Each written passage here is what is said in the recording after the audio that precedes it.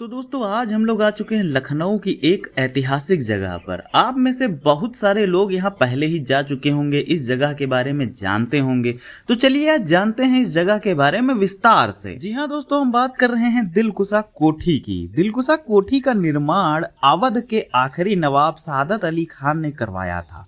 वहीं यह कोठी आज़ादी की पहली लड़ाई 1857 में क्रांतिकारियों और ब्रिटिश सैनिकों के बीच में लड़ाई का गढ़ बन गई थी। तो चलिए जानते हैं ये वाकई भूतिया महल है या केवल अफवाह। तो आपको बता दें, दिलकुशा कोठी कभी अवध के नवाबों के लिए शिकारगाह और गर्मियों में आरामगाह के लिए मशहूर थी, लेकिन आज उस कोठी को लखनऊ के लोग भूतिया घर के नाम से जानते हैं। कुछ लोगों ने यह भी अफवाह फैलाई है कि रात होते ही यहाँ पर अजीब आवाजें सुनाई देती हैं।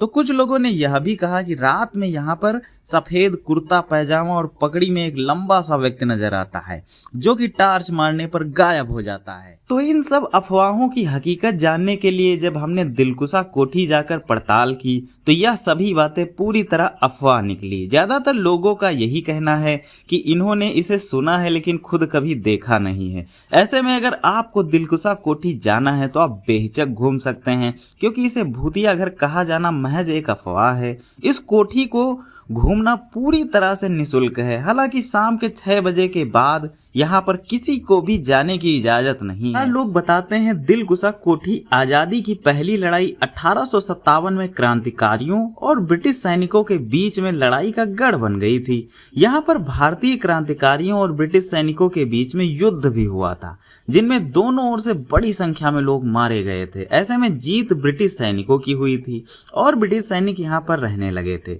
इसके बाद British major general sir Henry Havelock की 24 नवंबर 1857 को बीमारी के कारण मृत्यु हो गई थी, लेकिन कुछ लोगों ने उनकी मृत्यु को संदिग्ध परिस्थितियों में बताया था। यहाँ पर उनकी कब्र भी बनी हुई है। देखते ही देखते कुछ और ब्रिटिश सैनिकों की संदिग्ध परिस्थितियों में मौत होने लगी। इसके बाद यह धारणा प्रबल हो गई कि यहाँ पर जो भी सैनिक मारे गए हैं वही भूत बनकर अब बदला ले रहे हैं। ऐसे में ब्रिटिश सैनिक इसे छोड़कर चले गए। कोई यहाँ पर नहीं रहता था। भूतिया घर की बात पूरी तरह अफवाह है। वर्तमान में भारतीय पुरातत्व सर्वेक्षण द्वारा इस कोठी को संरक्षित किया गया है। और आपको बता दें, दिलकुशा कोठी का निर्माण अवध के आखिरी नवाब सादत अली खान ने 1797 से लेकर 1814 के बीच करवाया था। इसका प्रारूप नवाबों के मित्र ब्रिटिश रेजिडेंट गौर अऊजली ने तैयार किया था। इसकी डिजाइन में इंग्लैंड स्थित सीतन डेलावल हॉल की छाप मिलती। यह कोठी कैंट क्षेत्र में इंग्लिश बरोक शैली पर लखौरी ईंटों से बनाई गई थी। वर्तमान में यह पर्यटन स्थल बन चुकी है। दिलकुशा कोठी को देखने बड़ी संख्या में देश विदेश से लोग आते हैं और इसका इतिहास जानने